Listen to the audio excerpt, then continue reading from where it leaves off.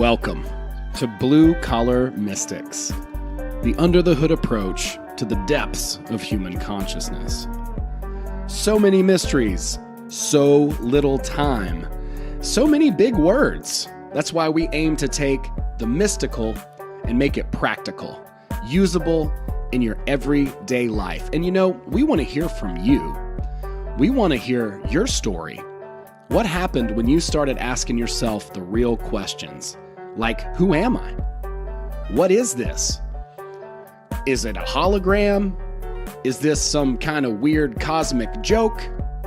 Hey, these are the questions that we are trying to get to the bottom of as we explore the final rabbit hole together here as Blue Collar Mystics.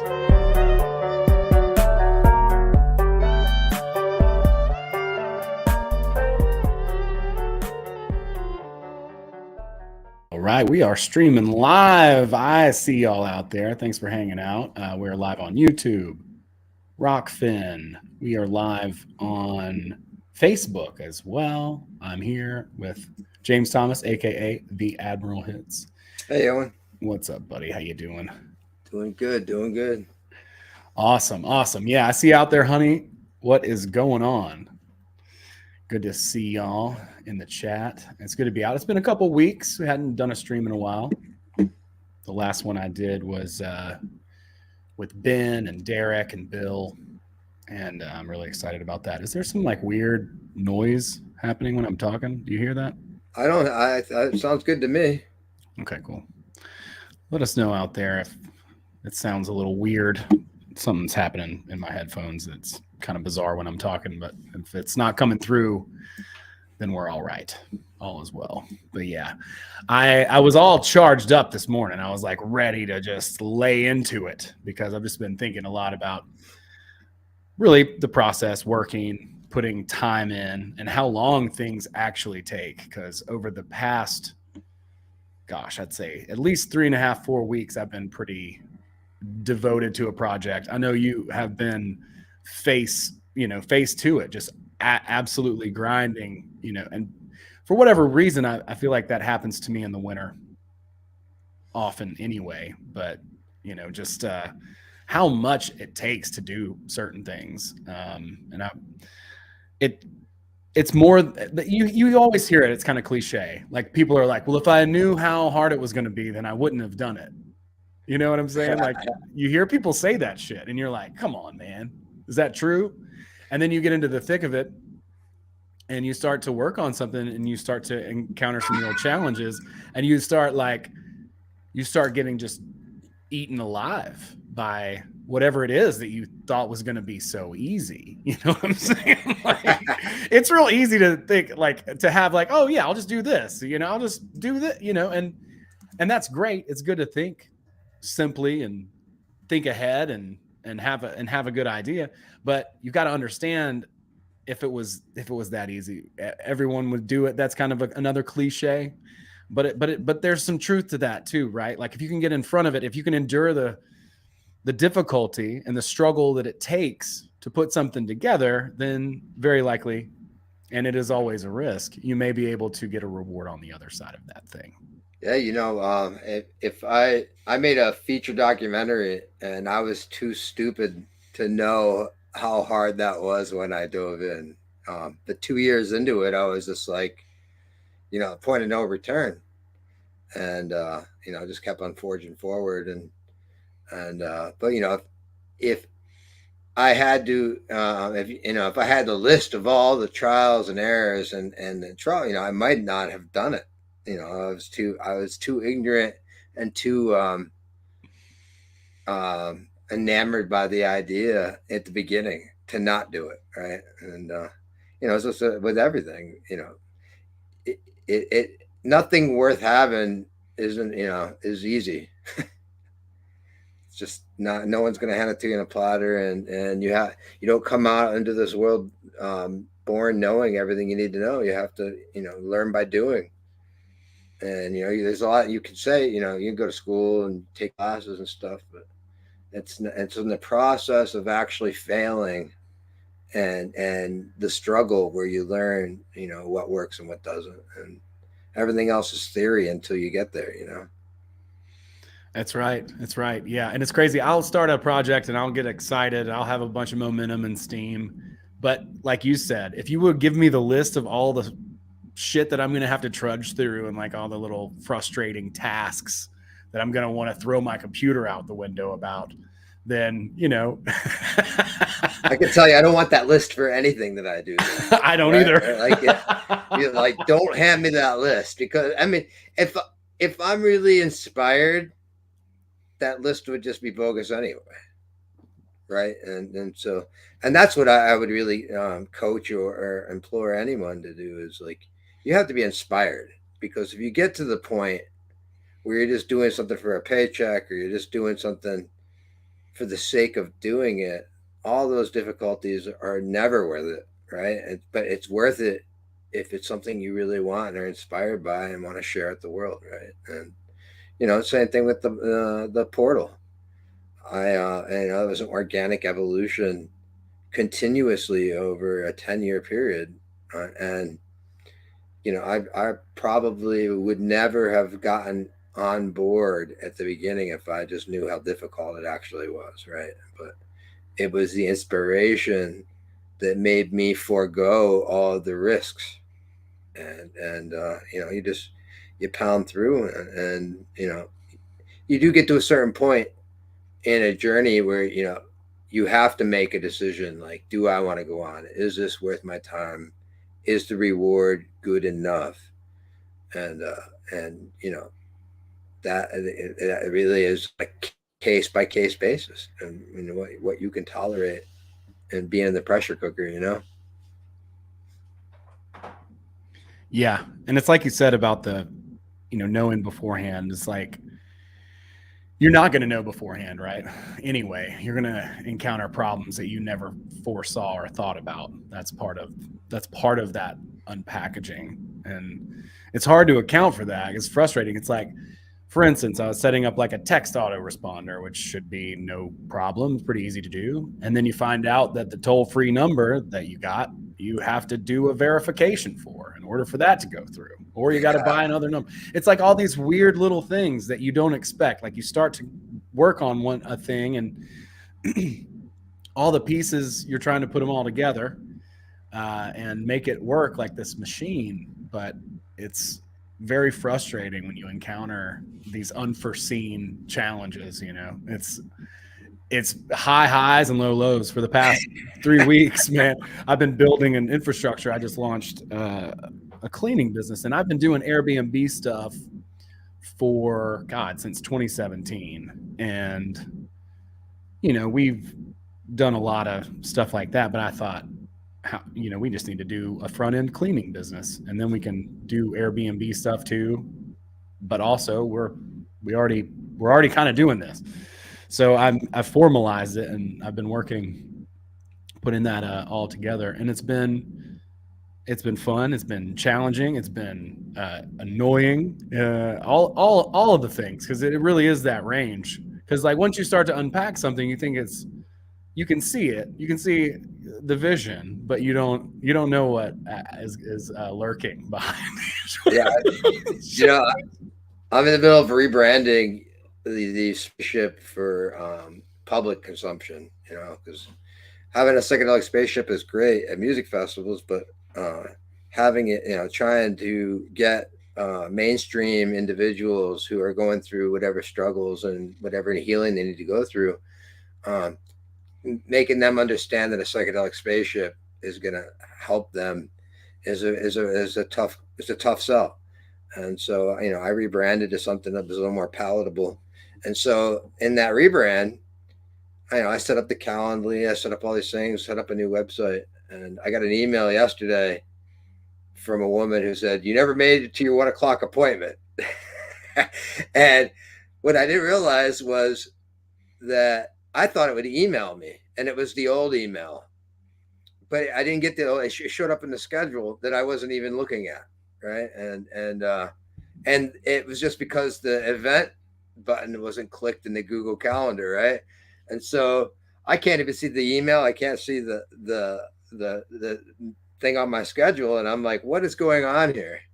And but it turns out that it was a friend of a friend, and they're patient, and but I was out working on the car, and I would have very easily stopped for a 1 o'clock appointment and changed gears for that had I known. And it's just like little things like that, and so it happened with somebody where it was non-consequential, and I'm grateful for that. But at the same time, I'm like, man, I just a little blind spot that I don't know, and I'm thankful it happened, because now I can fix that and move forward, and I know that at least this stuff will pop up on my schedule now if it does, if I do get those bookings.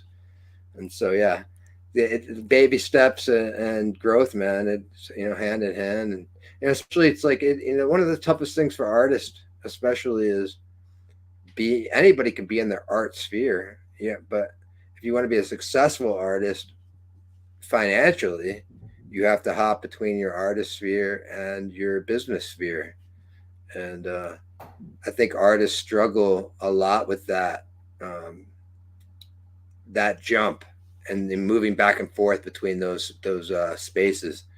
And it's like I'm not the most technically inept, but I also don't have a working understanding of algorithms and SEO and all these things that come to make a business better online.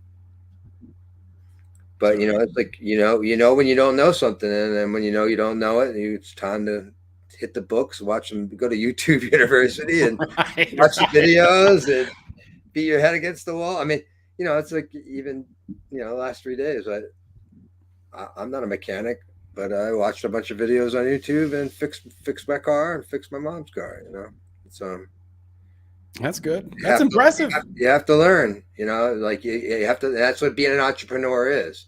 If you have skills, you go and work for a corporation to give you a paycheck. But if you're an entrepreneur, you have to learn all the intricate, fine details of every aspect of what you're getting into. It's like when I was making my movie, I thought I was just going to be the producer, but I ended up being the writer. I ended up being an editor.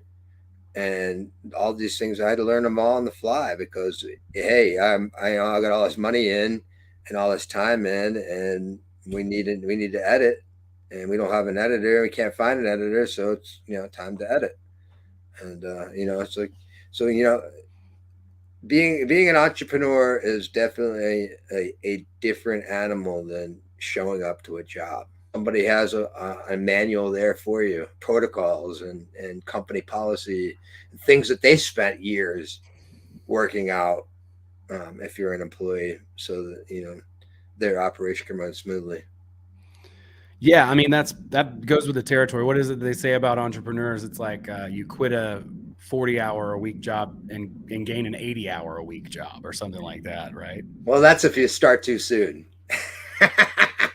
Because really you're supposed to spend, like they'll tell you, and it's like for instance, FedEx was in business for 2 years building systems before they sent their first package.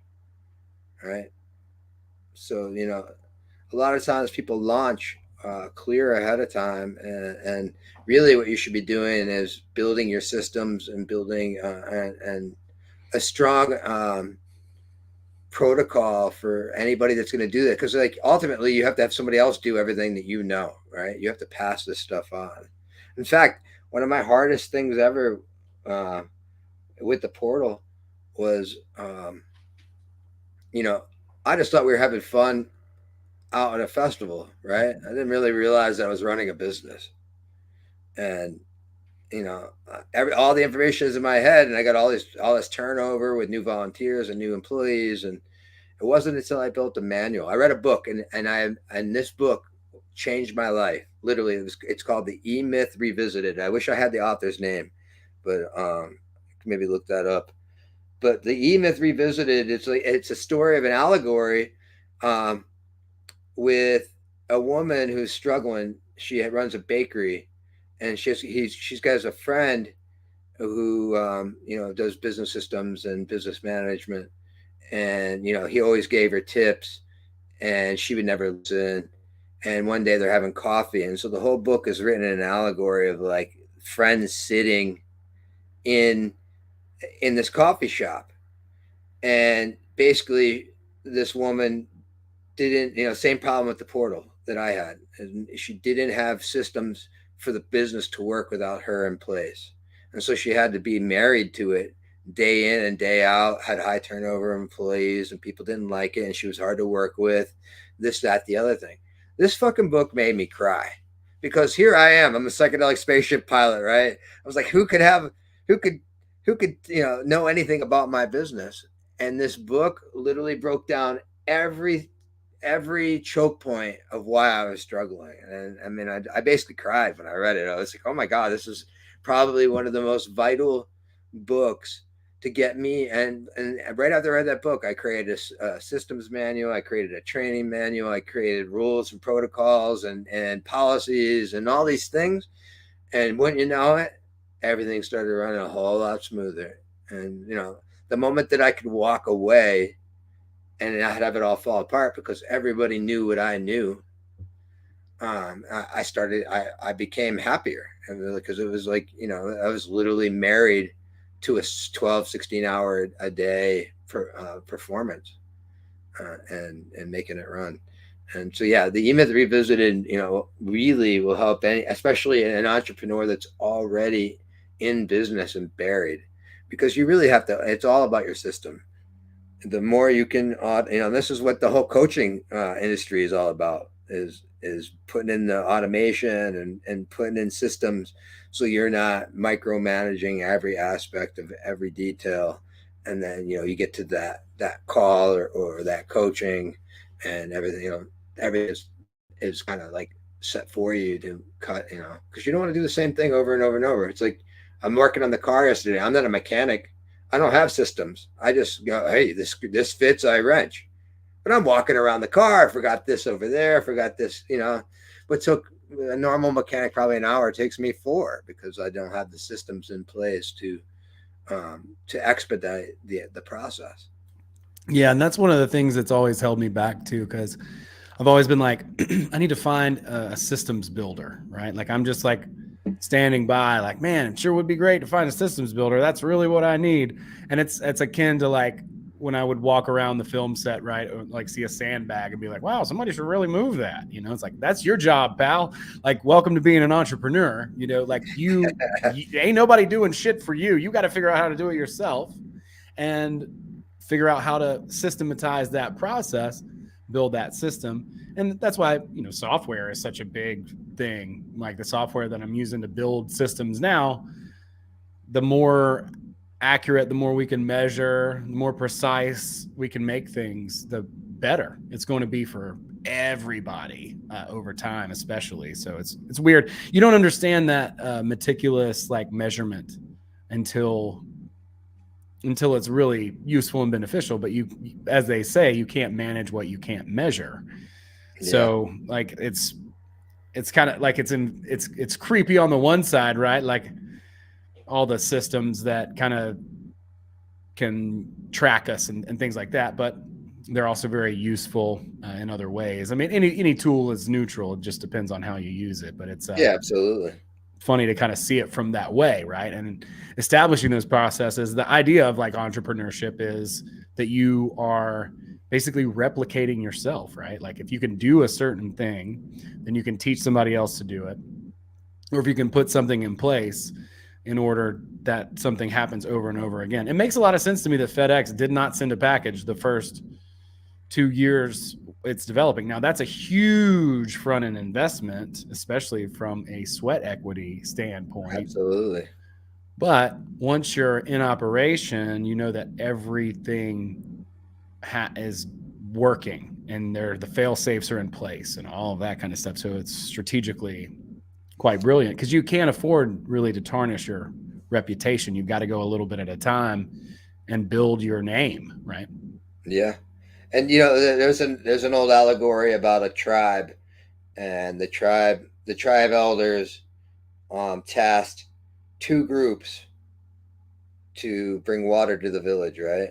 And so the first group, they just went and carried buckets and did all the labor and went back and back and back and forth for whatever, like 3 years.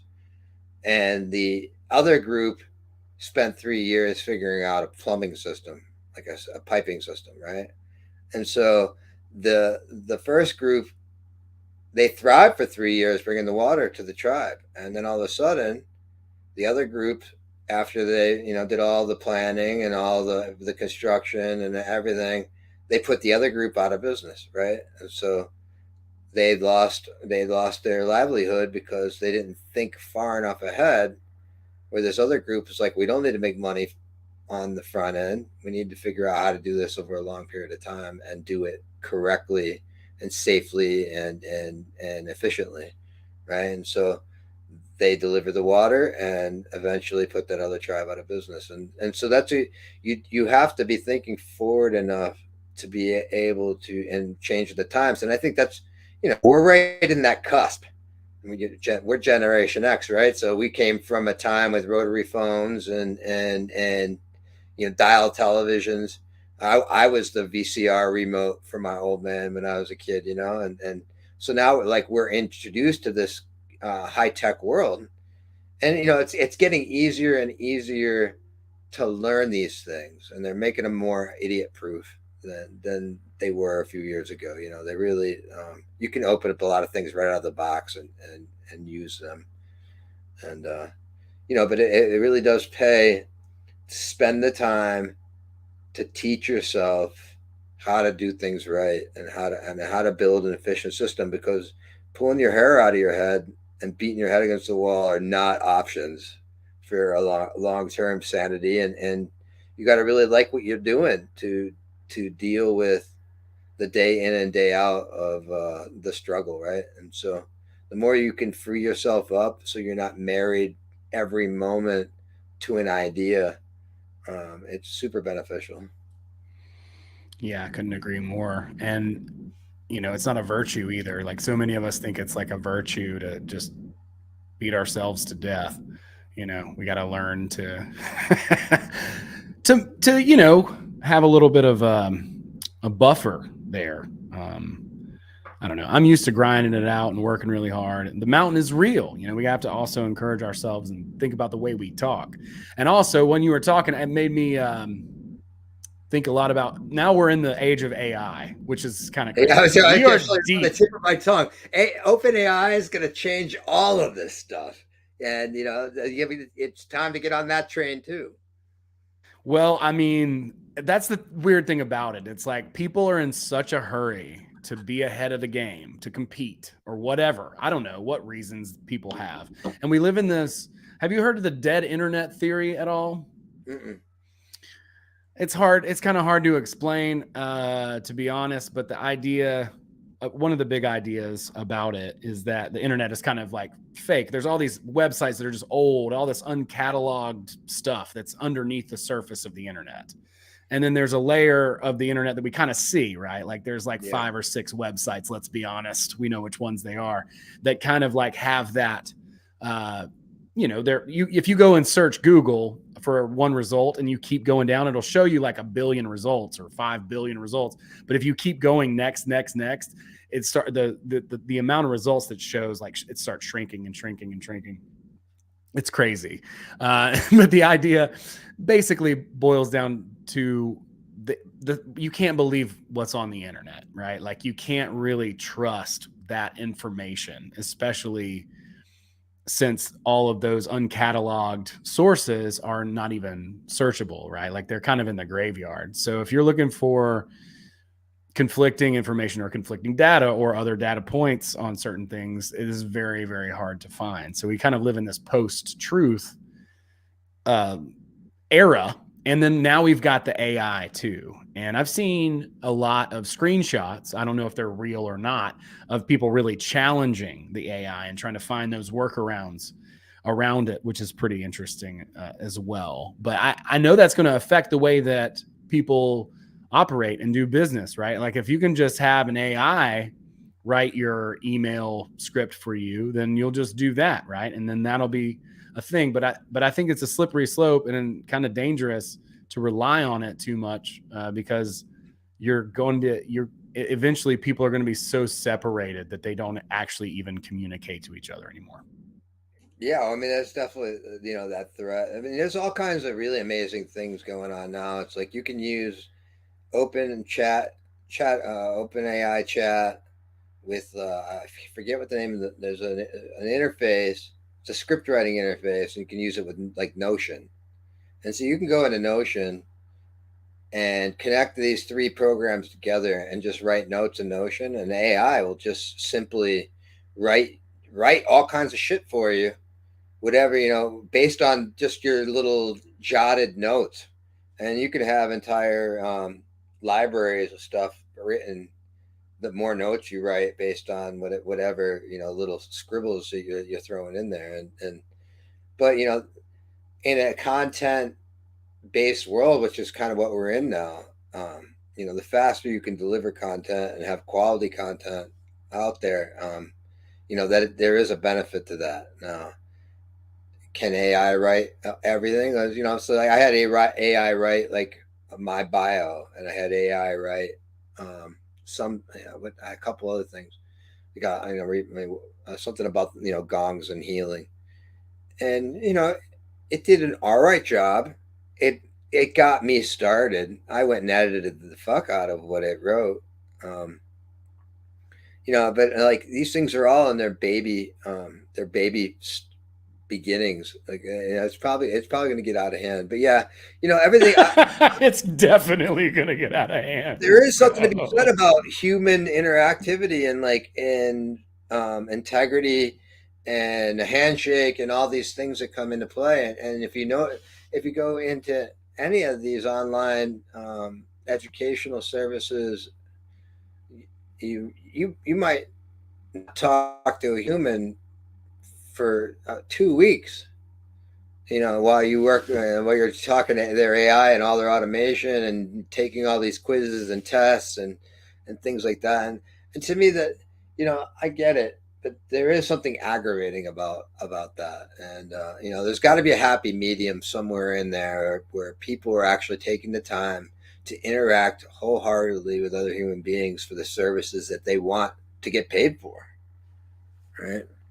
Yeah, I was maddened, like because they had this AI bot. I totaled my car not too long ago. I'm yeah, I mean I was muting myself. Hopefully that I hear some weird like rumble when I'm talking. It's bizarre. So I'm muting myself in between. But yeah, they had some AI that was basically booking my appointment, which is fine. What a great use for an AI. But it didn't tell me it was an AI. It told me its name was Ashley. And then, I got to the dealership to go and do a test drive. And when I got there, I was like, yo, Ashley, I text, nothing. They flaked, right? And so 2 days later, I get a text, hey, I see you missed your appointment. I'm like, nah, brother, I didn't miss it. I was trying to talk to Ashley and nothing. And he was like, oh, Ashley is our AI. Well, if you would have told me that when I booked the appointment, I would have known that. And I would have like tried to talk to somebody else in the place, or, you got to give me an idea of what to do. So, I mean, I see the usefulness of it, but you got to use it the right way, like, I think it's kind of really, obviously it's unethical to have an AI pretend to be you. That's not cool. Like that's not that you're lying, that's theft of the truth right there. In the chat, Kevin says AI is surprisingly good at writing song lyrics. That doesn't surprise me. I mean, it's not terrible at writing some jokes and stuff too. I mean, it's still kind of dad jokey or whatever, but I've seen some funny stuff, and I mess with it too. But I had the same issue as you did, because it's not going to just generate exactly what you want. You've got to really get in there for the detail. It can give you an outline. It can give you a basic draft, something that's going to be very conventional and match the tone of everything, which is what I mean. Like it's turning into Her, like the movie Her. Did you ever see that? No. In the movie, it's a great film. They've got these little earpieces, and they basically are communicating through these earpieces, and they have these AI assistants. And of course, he falls in love with his AI lady, and gets his heart broken. But you know, basically the idea is like they're communicating, but through these assistants. And I've heard some really good jokes about AI girlfriends anyway, right? But that's a real movie that I think it came out like 2011 or something like that. It was like that's forward. Right. Right. It's like, the AI was barely fucking working correctly. And then 4 weeks later, you know, here we are. But yeah, it's wild, man. The stuff that we're seeing with AI right now, it is blowing my mind, honestly. Well, the thing too is, you know, you'd be surprised at how many people that you're interacting with online that just aren't humans. You know, like, you know, some of these trolls on Facebook and stuff, they're bots. There's no way that they're human beings. It ain't happening. And, you know, like, because we got on Facebook in 2008, we just assume like you're talking to this person because that's their name and that's their picture and this and that. But you know, around 2016, things really started to amp up. And yeah, I've seen some really interesting just things in groups, just coming into a group and egging on an entire group of people, and you just like, you know, that there's just no way that this is a person.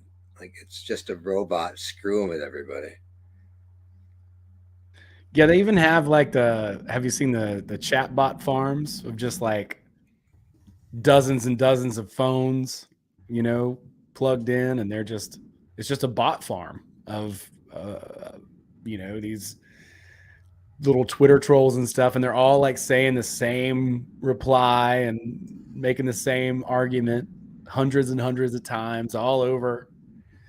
It's hilarious. Yeah, I mean, you can't trust what's on the internet. And that, you know, the idea of influencers, right? We had a small window for like 5 years where it was good. Everything was genuine, and I wish I had something to offer at that time. Everything was genuine, and everybody was real, and everybody was making their own stuff, and now we're in a completely different age, and it happened really quick, and like, you know, as fast as Blu-ray, you know, came and took away DVD. But it took DVDs a long time to take away the VHS, you know. It was like, it's just a snap. And, you know, it's going to be a struggle to stay authentic in the next, you know, 10 years. And you know, finding, you know, and they're going to continue to write systems and get new things in place that are going to tackle some of these problems. But, yeah, you know, it ain't all what you think it is. It's crazy, man. It's so trippy and freaky because it's like, I'm a freedom person, right? Like, but you don't want people to run amok. But then you got people who want to take control of stuff, and they're always the psychopaths. So it's this constant conundrum, and it's just wild. What a crazy time to be alive, man. Hey, somebody in the chat, Zidar, asked, "What is the point of Shiva and Parvati?" Parvati in the top right. Yeah, I seen that. It is a symbol. It is an Americana version of a symbol of masculine and feminine energy, my friend. It is the Blue Collar Mystics logo. That's what we're here doing, man. Thanks for stopping by. We appreciate it, Zadar. Yeah, KJ says the echo chamber came to life. It really did. Man, I don't want to be in a room with everybody that agrees with me, and that's sort of like a lot. It's just, you know, the internet is a crazy thing these days. And, you know, it's like, it's funny. It's like there's all kinds of things trending. I don't watch the news, and I don't spend a lot of time online. And you know, I'm kind of, everything gets to me late. But, you know, I kind of feel blessed for being insulated to a certain degree, but I'm also ignorant to a lot of things, and just tinkering away, being the artist that I am, you know. That's what you got to do. You're doing it. That's awesome. That's badass. Yeah, and that's part of it, right? Like, back to the whole idea, the mountain the mountain is the way, the obstacle is the way, the mountain is there, and we do have to climb it. You know, I see a lot of people in, I wouldn't say, I mean, maybe I'm going to collude the industries, but like self-help or spirituality or new age or whatever. And they're just like, well, I'm just going to shortcut everything. I can just manifest it. I'll just manifest it. Yeah, manifestation still comes with action, right? And the things just don't magically appear like Harry Potter's, you know, magic is not waving a magic wand. It's literally the focus of energy and to create, right? And it takes time to make anything of worth value. And, you know, you can either create or you consume. And the more you consume, you realize how empty you become because you're not creating. Yep. No, I mean that we are all artists, absolutely, and it's just funny. I see it a lot, and I mean, I even think about it myself too. Of course, I don't want it to take as long as it might take to do a certain thing, but that's the other part of it too, which is, you know, you hear the cliche like fall in love with the process. You know, it's not the destination, it's the journey, and I think that's true also. But it's just funny to hear kind of the flowery idea. And I don't know, I get frustrated too, because I think people have this idea where they don't have to put any time in. They can just make something happen so easily, which you can. I'm not saying you can't make things happen with ease and in a flow state and stuff like that. But I don't know. I just, well, it's, you know, think about it like athletes and things, right? It's like athlete perform at a high level. You're not watching video of them spending 6 hours in the gym and spending 3 months reading a playbook or any of the things that go into being great, right? You see the end product. And that's what we live in, a world of instant gratification. And we're over inundated with so many ideas. And, you know, it's like the big thing where I work, everybody wants to be a fucking DJ, right? Everybody wants to be a DJ. But you know what they don't understand is, yeah, you get to go up on stage and all these people are dancing to your music, but do you really want to travel to 100 cities, playing to 100 people a night for 10 years? You know, there is a process that comes with that. And you have to really be wired to handle being alone all the time and, you know, wondering who your really friends are, you know, like all these things that come with certain things. Like, you know, it's like, and that's the one thing with touring for 12 years with doing the gongs, right? Is in the beginning, if you would have told me how much traveling and how many like lonely miles are on the road and all that stuff, I probably wouldn't have done it, right? But I did do it. And in doing so, I became really good at what I do, right? And there's no way to quantify that. You have to put in the work. You have to carry the water and chop the wood. There are no shortcuts. And, you know, like, and resistance is going to come. And you have to step, and like with everything, with healing, you have to step into the pain, right? And you have to like really sit down and do the things that you don't want to do to get to those winning moments. It's true. I mean, that's the last thing anybody ever wants to hear, but truer words, man, they've just never been spoken. You've got to get in there.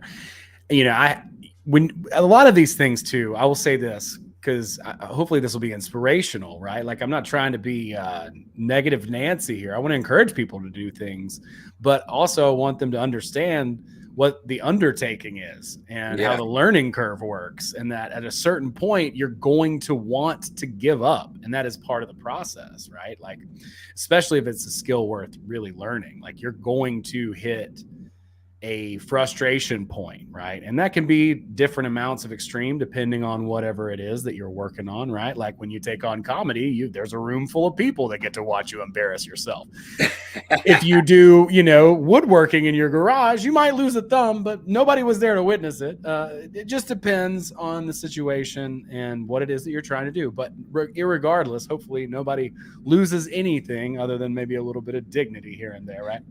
Well, you know, it's crazy, right? It's like I have I've been working on these cars for the last couple of days, and I got a bunch of friends that are really good mechanics, right? And I simply mention little tiny things to these guys, and they know the intricate workings of the year and model of the car that I'm working on, right? And like, it's the first time I've ever popped my head under this thing. And this person knows exactly what I'm dealing with because they did the work.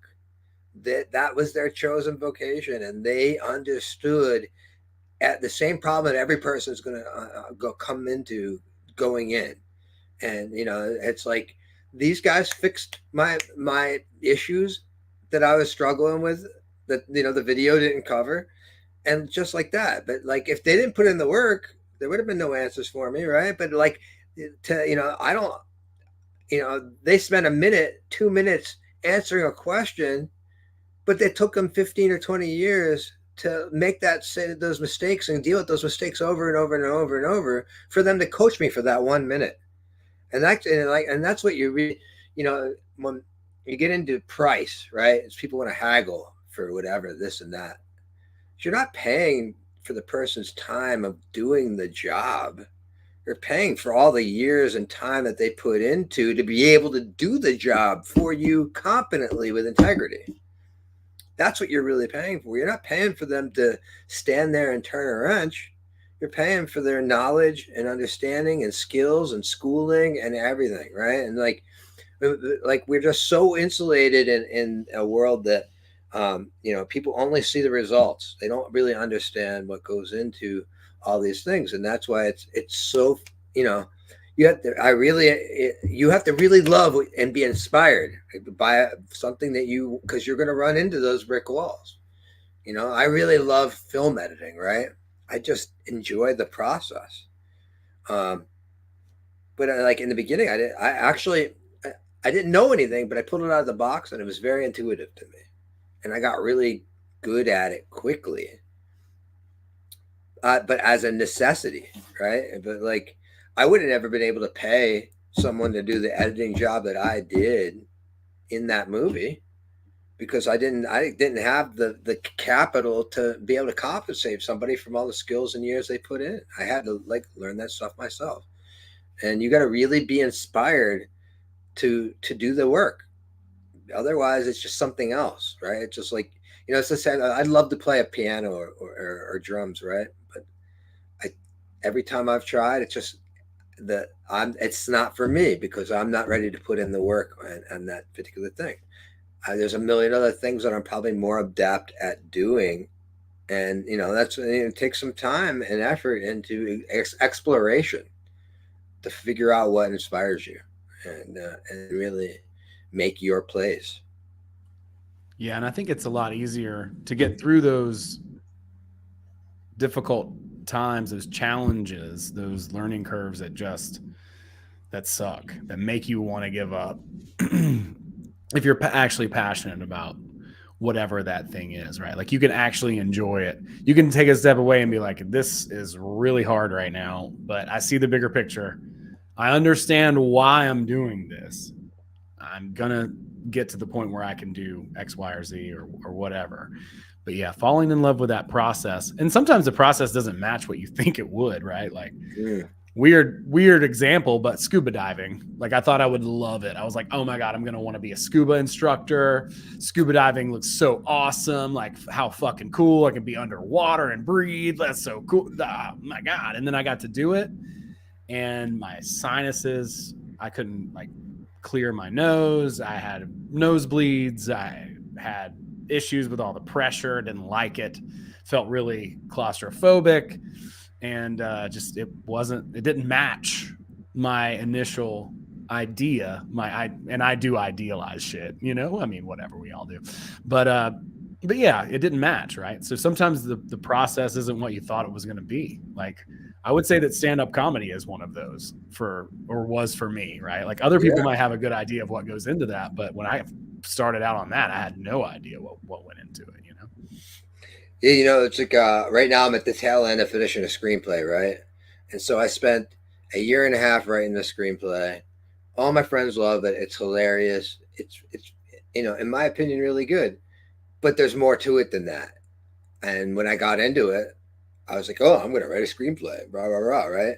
But now you get into it, you got to have a log line. You got to have a synopsis. Do you have any idea how hard it is to take an entire movie and write 500 words to make someone understand what is in 120 pages? Right. And like, or even worse, the log line is, you got to condense the whole movie into 20 words. Right. And so, I'm at this stage now where it's all right, it's time to market this screenplay. And I just dropped in and started writing a screenplay, and it was really, I found it quite fun and easy to do. Now I'm into, I'm hitting the challenges of actually bringing a screenplay to market, right? As opposed to just writing one, right? And I don't have a team of people. I'm not a proven writer. And, so now, oh yeah, don't forget about proofing it, right? You got to proof it. You got to get all these things. You got to go to meetings. You got to, have meet with executives and all these things, and so that to me is proving to be the biggest challenge. Writing the screenplay was the easy part, but there is a whole process, and the log line and the synopsis and the meetings are all part of the entire package, right? And and I've been stepping into that pain a lot recently, and spending my time trying to do the things that I didn't do didn't do the homework on. But I'm not any less inspired by it than I was when I started. I'm just running into things that are not my skills, right? And so you either got to up the skill level and do the research, do the work, or you got to pay other people to help you do that work. And you have to figure out where that process lies, where your budget lies, and where there's always ways out of things, and usually, and you have to figure it out yourself. Otherwise, you're going to pay for someone else's years of knowledge, and that don't come cheap. Nope, no, it doesn't. But I mean, that's why it's valuable, right? And so, at a certain point, you can't learn to do everything yourself. You gotta help work with other people, or I mean, you can try. But eventually, that's where the division of labor comes in and makes things really cool. You have a partnership. You have people who, like, I'm not very good at film editing. Like, you can take a quick look at my YouTube channel and see that I don't do a whole lot of crazy, things to the videos or whatever. It's just like it's a quick video, explainer, whatever. But I don't put a lot of stuff. But you are an amazing video editor. And, when you get the script together, that's awesome. So you think about like being a writer and being able to have that skill. There's a lot of people who don't, but there are probably very specialized people who find great scripts and sell those. There's a lot of different weird things. It's like, as soon as you start a business, somebody starts calling you, trying to sell you something that they think is a problem that you're struggling from. That's your first call. It's not a customer on the phone. It's somebody trying to sell you something, to your business to solve a problem they think you already have or you're going to face. Yeah. Which is hilarious, but but awesome too, that people can anticipate others' needs and be able to do stuff like that, man. It's amazing to watch something like that come together, because I can vouch your script is excellent. It was one of the funniest things I've read. And I hope it does come to fruition. I definitely want to see that day happen. And I know you got more in you as far as writing goes. And that's one of the things that I've learned, right? Like I've been putting on comedy shows. And so putting it on as a producer is a lot different than just showing up as a comic, right? Like, I've got to think about the seating. I've got to talk to the people who come, make sure they come back, make sure people are booked who are good, make sure I can pay everybody, do all the promo, do the ticket sales, make the deal with a venue, and then show up. And because I did all that, sometimes that eats into your time to rehearse, right? Like, maybe your set's not as good, because there are trade-offs, right? Like, if you decide like, hey, I need to learn how to market this script instead of writing another one, well, you've got you're chasing the rabbit, which is fine, like learning a different skill set. And that will, you got to consider the trade-offs. That will eat into time that it would take. Is it worth it? And those are the questions. So for me, producing comedy shows, it is because that is hopefully going to allow me to be able to put on more of those, potentially scale them out a little bit, have other people host them and do stuff like that, and then create shows for comics and for myself too, self-interested. I'm not going to be on every show I produce or anything like that. I don't expect to do that, but it creates a community. It creates a little bit of a circuit and creates opportunities for other people. So it's worth it, right, to be able to do that, as opposed to just kind of sitting in line and waiting to kind of like see what's going to happen, or have someone who's an agent. So, that would be the other thing, that some people go the agent route, and so it's just like, what's valuable to you? How does your time best spent? Is an interesting question to think about, because you are going to have to take the time to learn the skill. You can't just magically acquire it like Neo in the Matrix.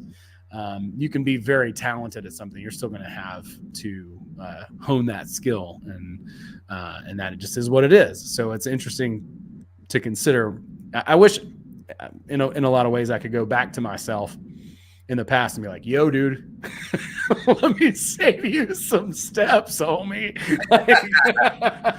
Let me save you a decade, But I mean, like, it's in the struggle that you learn the problems, like, for instance, doing the gong thing, there aren't a lot of people doing it the way that I'm doing it. So there's no one to really go to problems. But with screenwriting, there's a lot of stuff out there, and there's a lot of help, and there's a lot of information, and there's plenty of places to learn. And that's really what I've been spending my time doing, is understanding, what goes into these meetings, and what goes into these other processes. And, it's like, it was so easy to learn story, to tell a story. And now it's a whole different story, right? Because it isn't the story I'm writing anymore. It's me and my story. Because now movies take, it could take 2, 3, 4 years to actually bring a movie to fruition. And that means, a producer brings you on board. They're working with you for 4 years. So it's really about people skills, and it's relationships and things like that. And then you can't just write it and be done with it, and so, yeah, I'm learning all those processes now, and I'm still, it's not like I don't want to be a screenwriter. I enjoy writing movies, right? And I got a bunch up the pipe, and I want to continue to write them. So now I have to, step into these unfamiliar territories and at least get some. And that's the thing, right? Familiarity, and I always talk about that too. Is you get pulled over by the cops the first time. It's like, it's nerve-wracking, right? But by the time you get pulled over by the 30th time, it's kind of a joke. All right. And so, I got pulled over 36 times in 18 months while I was traveling. And, I'm not up to no good. I'm completely legit on the road. I got pulled over 36 times, never got a speeding ticket, never got arrested, nothing, And by the 36th time, I knew their processes better than they did. And it really was just a big old joke. I started writing comedy bits about it, and I started screwing with them because I knew what they were going to do before they knew what they were going to do. And so it's nerve-wracking when you're dealing with something unfamiliar and scary, right?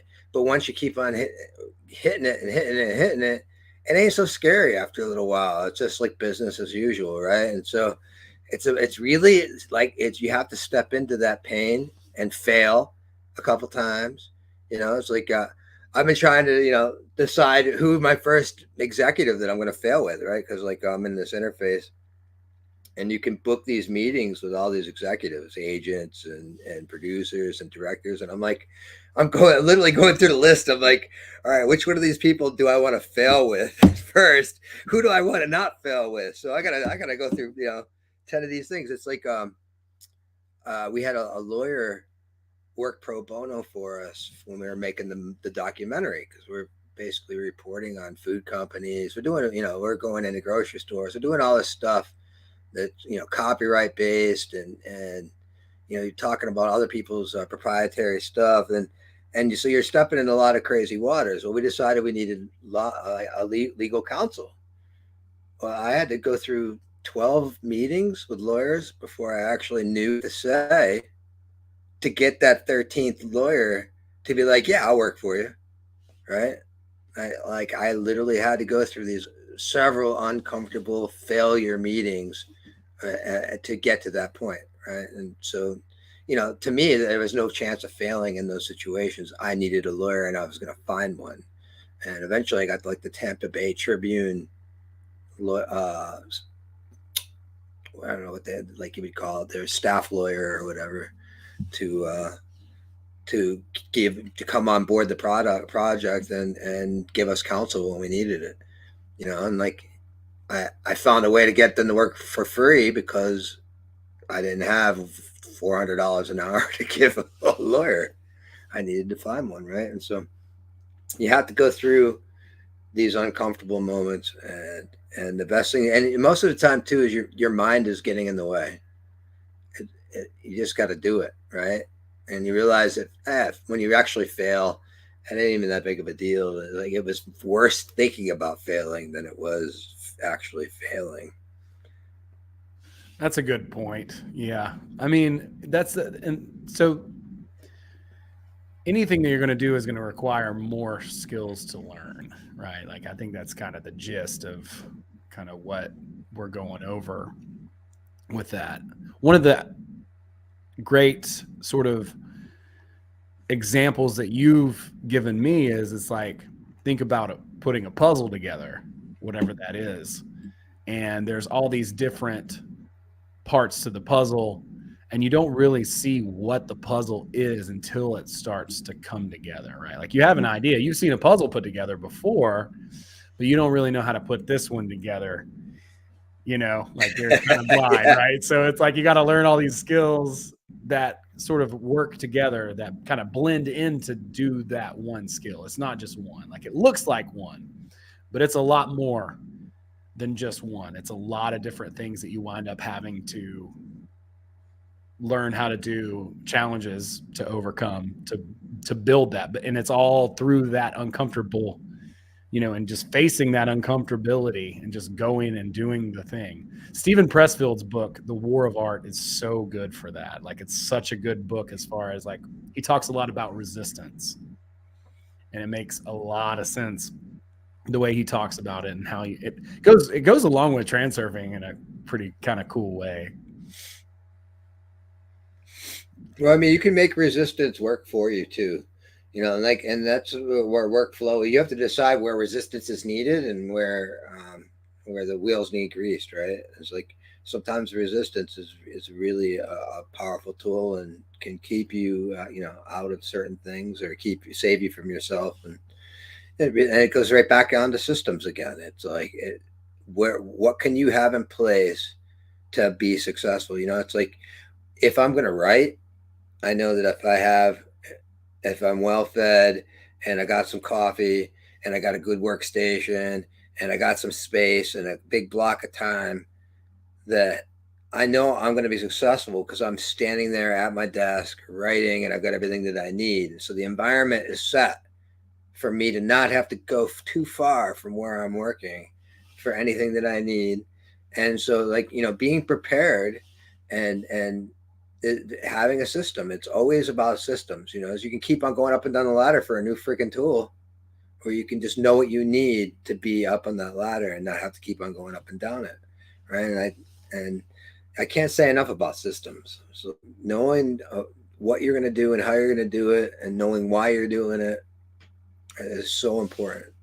Yeah, why is huge, man. And yeah, for me too, like I said, I've spent a lot of time standing around being like, wow, I really wish a systems builder would swoop in here and build a system for me. Yeah, that sure would be great. No superheroes. Nobody showed up. Not a fucking soul. And so what you have to do is figure out what the most valuable system you can put together, or set of systems, or, system adjacent systems, or whatever it is, right? And put those things down and put them in place, and then do it yourself and build that process, even though it's going to be difficult. It's painful. It really is painful to build, like, for instance, when I built the systems for my operation at the Portal at a music festival, right? I didn't build them at the festival. I built them sitting down in the wintertime going after I read that book and it made me cry. And I had to visualize every single thing that I would do in a day from the beginning we opened all the way to the end, and then write it down for other people to understand it. And then, it wasn't until I got on site that I got to refine those systems, because now I'm putting theory into place, right? And so it literally, it's not, there's no easy way to build your own system. And that's why, a lot of plug and play businesses are great, right? It's like you get a business and they have all the systems are in place. You just, all you got to do is go to work, right? And, Yep. But that's if you're an entrepreneur and you're creating, chances are the system is in there. You have to build the system because you're creating. And someone, you're not, you're innovating. You've now you decided to bring something to market that you think that somebody needs, and if it hasn't been the market before, there ain't no system in place for it. That's exactly right. Waiting on that systems builder. And I mean, it is what it is, man. Like, it takes time. There's intricacies to those systems, and there are little points that can just ruin the whole thing, just gone, and getting all those different elements to work together is. I can't even tell you how many times I've stepped in shit and come out smelling like roses. And like it really is about doing it and failing, and like your failures will literally show you the best ways to refine what it is that you're building, right? And like there's a saying in Think and Grow Rich, 3 feet from gold, right?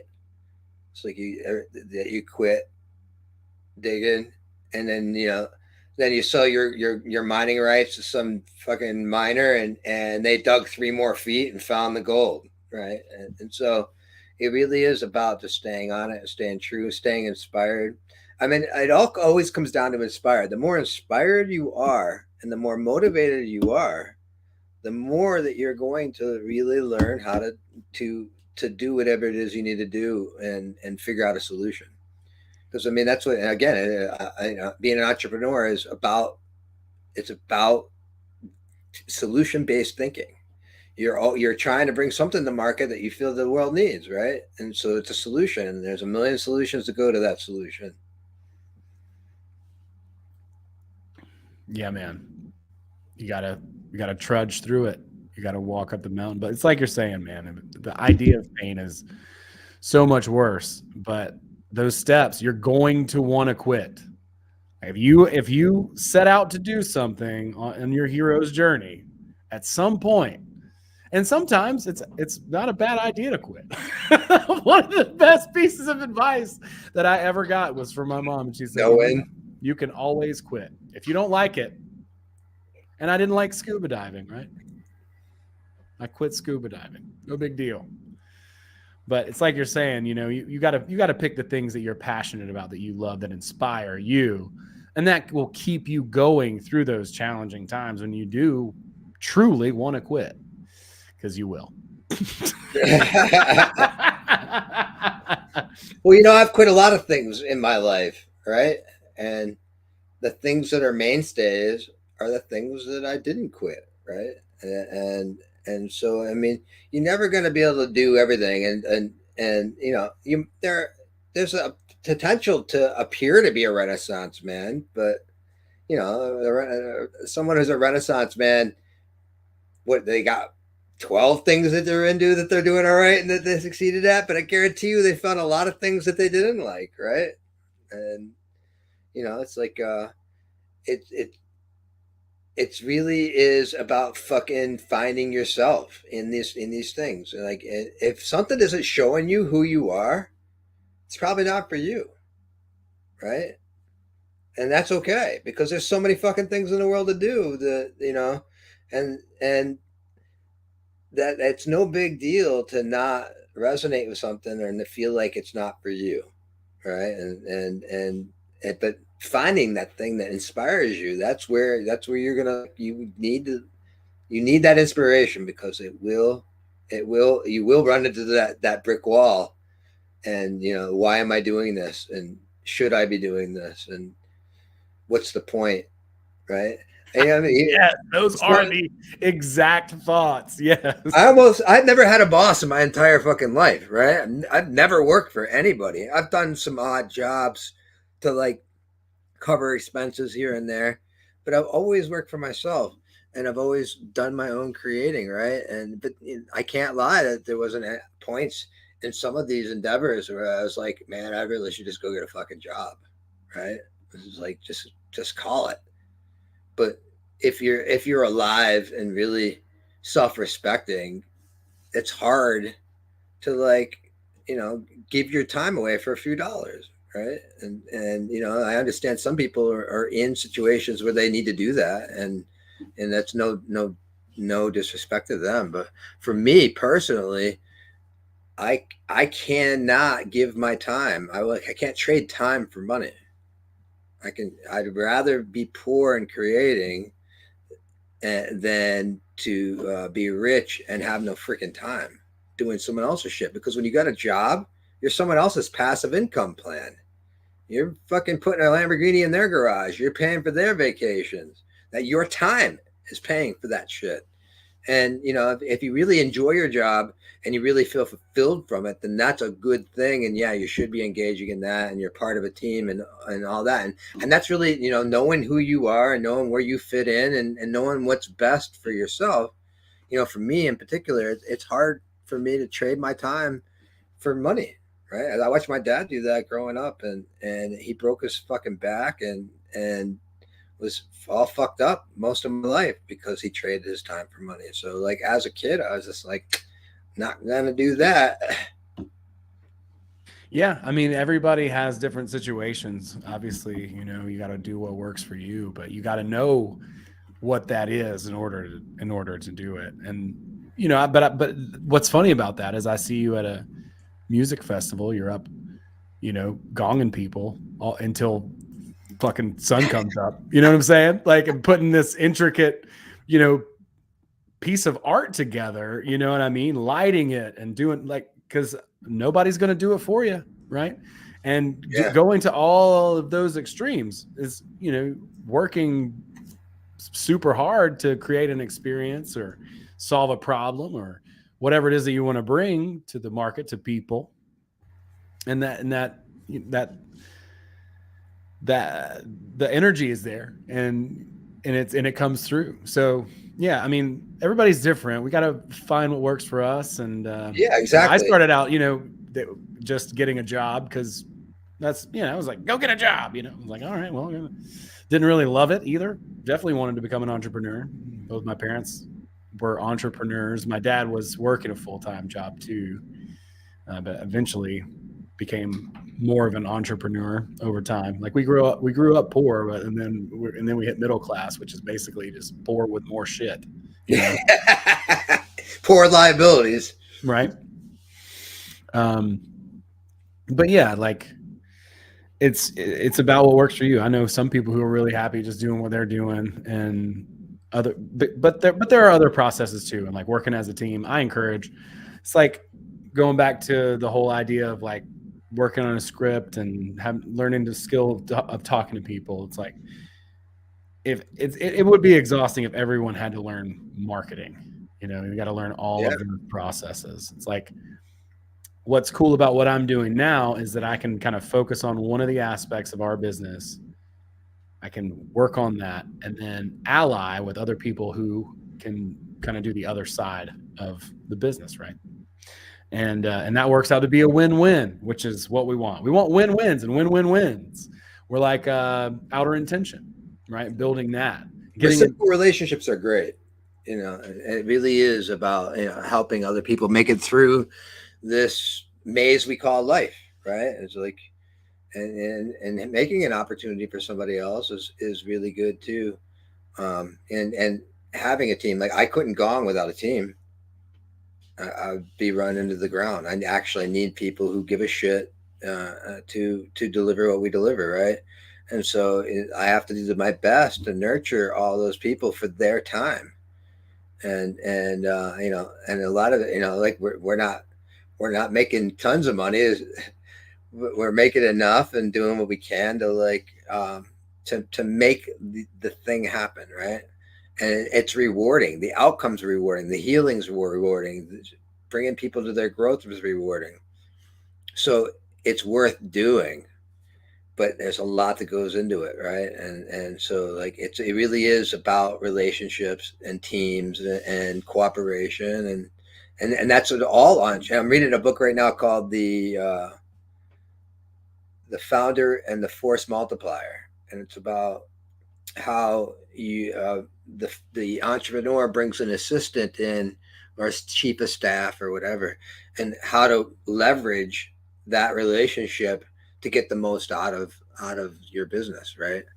As because you know it gets to a point where you really need to, if you're making, let's say, $500 an hour, you can't be spending your freaking time doing minutia tasks. It doesn't make sense. You need to bring other people on board and have them do those things, because if you're doing the minutia, you're losing money every minute. You're doing things that you're servicing and transactions and servicing things, right? And so you have to figure out what your formula is to make things work. And yeah, there's this book, and I haven't read it, but I heard someone reference it and talk about it, by Herman Hesse, who wrote Siddhartha, and it's called Beneath the Wheel. And the idea of the book is basically, as you're saying, if you're stuck fucking working on that process, you have no ability to get outside of the model of the machine, whatever, right? It's like with what I'm doing now, right? Like, it's like I want to be able to work on my business. I don't want to have to only work in my business. One of the most frustrating things about coaching, as you were talking about earlier, automating processes, is having to keep up with all of the marketing and the content creation, which just sounds like you're filling up the diaper that is the internet, which is kind of true. And all this shit, right? Writing blogs and all this stuff and yada, yada, yada. And doing all of those marketing things. And it's like, at the end of the day, how good you lose out on time coaching and really working on the skill that you're actually trying to market, which is frustrating. So if you can have the ability to work on something or in it, right? Like, and just kind of be like, if you're that writer, but you have an agent or whatever, right? Like that's why that works in that sense, right? Like, it's cool to learn. It's cool to learn the basics of anything, just so you can understand the process better and how the other person might interact and what they need to do, et cetera, right? And how the whole thing works. But, you know, understanding how valuable your time is and putting yourself in a position to be the most productive instead of being stuck beneath the wheel, having to hold everything up, you know, and do all these teeny tiny things when all of those other processes can be systematized somehow, you know, over time. Outsourcing, man. Outsourcing really is the answer. And I mean, outsourcing, I mean, to the point of like not going to the grocery store and ordering your groceries on the internet, right? Not spending, you know, because there's only 1,440 minutes in a freaking day.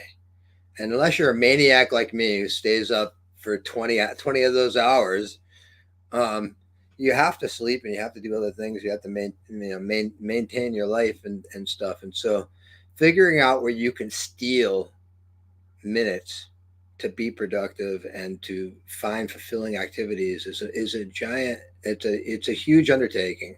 But once you figure that stuff out and figure out a way, because ultimately, right, people want to talk about fucking happiness. Happiness is in the goddamn moment. It's eating a fucking chocolate chip cookie or having an orgasm or smoking a fucking cigarette. It's happiness is a goddamn trap. What you're talking about is fulfillment.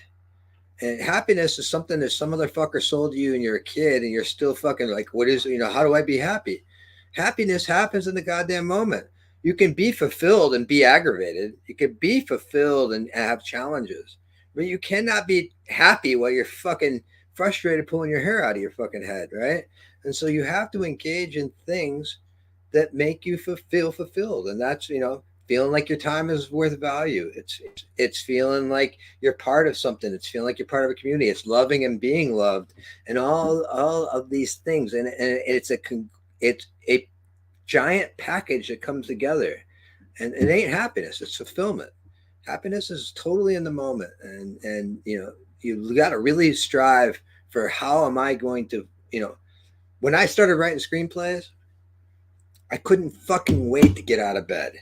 I would go to bed at like 6 I would write all night until the sun came up, and then by 10 a.m. I fucking hop out of bed because I wanted to go back to that feeling of having fulfillment, right? And like it made me feel alive.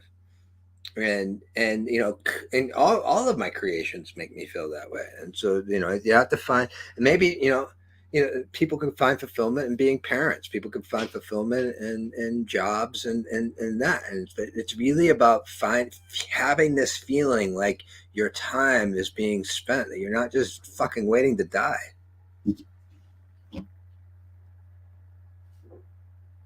I can't hear you. Oh yeah, that's because I was muted. That's that's. I mean, I guess that's why so many people, when they do retire, they sometimes lose that sense of meaning and they pass on. It's kind of crazy, but that is a phenomenon that is pretty well noted. But yeah, man, it's awesome. I mean, I just want to kind of like tell everybody what the Buddha said, right? Like, it's like life is suffering, dude. Just embrace the suck, like fucking suck it up. But at the same time, like that's where you have to learn to derive joy. Like you said, it's about fulfillment, not happiness. Everybody's running around chasing happiness. That's fleeting. It's a trap. It is a trap. Yeah, it's totally fleeting. Whereas fulfillment really comes from within, and choosing certain things that make your heart sing, that because Joe Root pointed this out the last time I was chatting with him. The will is not of the mind. The will is the heart. Yeah. Like that's Absolutely. Where the will is. It is not the mind. And your mind will get in the way and tell you all kinds of fucked up shit, or why you shouldn't do something, and why you shouldn't, follow your dreams, and why you shouldn't, take a risk.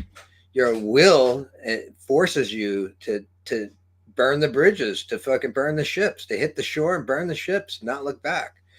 And generally speaking, I've been my most successful in life when I just landed ashore and burned the ship and had no way home. Yeah. Sometimes that's the way to go. Sometimes it's good to have some contingencies and little things in place. It just depends on the situation that you're in. But commitment, when you're going for something and putting that hard work up front, getting to the top of the mountain takes walking all the way to the top of the mountain. We can't just, just flash up to the top, or, and the other thing too, and I don't really love Jack Kerouac, if I'm being honest, but one of the great things that he said was, when you get to the top of the mountain, keep going. Right. Yeah. There's another mountain. Yeah, you're not going to stop right there. It's like what you said earlier. That's that Buddhist thing too, right? Like before enlightenment, chop wood, carry water. Yeah. After enlightenment, chop wood, carry water. Yeah. Get used to it, bud. That's how it's going to be. But yeah, man. Well, I appreciate everybody for hanging out with us tonight. I'm going to cut it a little. Usually we go 2 hours, but if it's cool with you, man, I'm going to cut it a little bit short. Yeah, that's fine. I got to get ready. I'm going to Mount Shasta this week. I'm excited. We hadn't made a podcast in a while, so man, thanks for coming and hopping in here. It's been a. I'm actually going to. I'm going to medicine ceremony. I'm leaving tomorrow, and I've actually doing all this auto work the last couple of days. I've ignored my screenplay and ignored all the processes I need to be engaging in. So I got a few little tinkering things to do, and I'm going to go for my first failure. That's awesome. I can't wait to hear about it, man. Yeah. That's fucking awesome. Yeah. So I got to get that all up and running before I hit the road. And because, the dates are like weeks down the road, and to like have the meetings and like I'm going to do some script coverage too, have a producer from one of the studios read it and give me notes. And so, yeah, I'm going to get to that shit tonight before I have to drive 12 hours tomorrow and go do some, go do some healing and self work. And man, it was 65 degrees today here. Nice. And I'm going to Michigan and it's like -7. So my mind is telling me it's worse than it's going to be, but I know what -7 means. So I got to get myself mentally prepared, and I want to just get this shit out of the way before I end up in the frigid zone and don't want to do anything. Yeah, man, I'm going to be in the cold as well. We're going to be doing some Wim Hof breathing and some cold plunges and in Mount Shasta, and I'm going to be presenting a bit, as well as doing some comedy. I got all my comedy bits that I've been working on, and I'm excited because I get to really, it's a home game, man. It's a home game. Like, goddamn, dude, I've been in the Lion's Den for so long. Like, I bombed my own show last week. I was going to talk about that in the open, and I'm like, well, just wait. but it happens. Like, that's the best part, is when you host a show and then you eat shit up top, and then you have to stay there and introduce every other comic and watch them crush. It's a lot of fun. That's one of those failures, and those things are going to happen. It is what it is.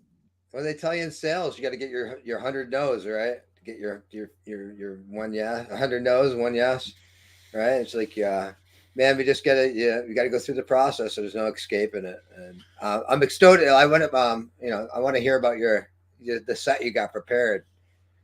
Yeah, man, I'm excited about it. A lot of it's stuff that I've been doing that's kind of tried and true. Some of it you've heard before, for sure, and a lot of it's stuff that I kind of reworked and just kind of did a different twist or a couple of different